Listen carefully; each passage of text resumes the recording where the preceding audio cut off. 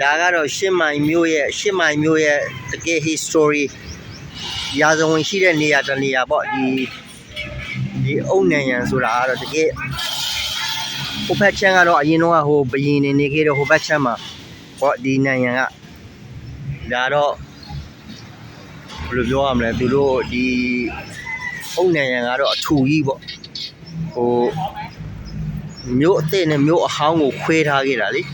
အရင်တော့ဘရင်တွေကဟိုဘက်မှာနေတော့ဟိုဘက်မှာဆိုရင်သူတို့မြို့ဟောင်းပေါ့ဒီဘက်ဆိုရင်မြို့အသစ်ပေါ့အဲ့လိုမျိုးခွဲခြားထားတာဒါကဘာလေးခရီးတွေလည်းလာကြတဲ့နေရာပဲလေဒီကဒါဟိုတယ်နမဟိုတယ်တွေလည်းရှိတာပဲဒါဆိုရင်ခိုးတွေအစာကျွေးတာပေါ့လူတွေခိုးတွေဆိုတက်ကိုက်ရလူတွေ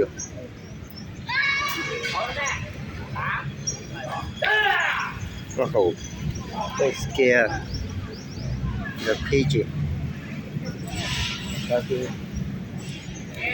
ဒါတရုတ်ကြီးတွေများတယ်အဓိကတော့သူ့ရဲ့နာမည်ကလာကြီးပေါ့ဒီနေရာကိုလာရှင်နေဆိုရင်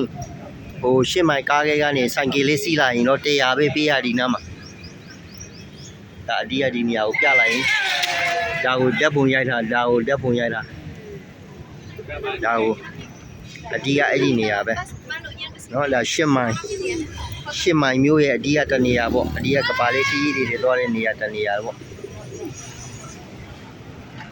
ဒါဆိုရင်ဒါဟိုအရင်တော့ခေဟောင်းလုံးကဂိတ်တွေပေါ့ဒီဟာတွေဂိတ်တွေဒီတက်သားတက်လုံးဆိုနေတာဟုတ်ဒါဂိတ်တကားကြီးပေါ့တကားအဟောင်းကျွန်းတကားကြီးဒါဒီဘက်ဆိုဟိုတယ်ကားတွေ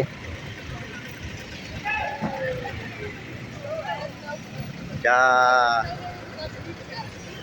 ကဘာလေးခရီးတွေ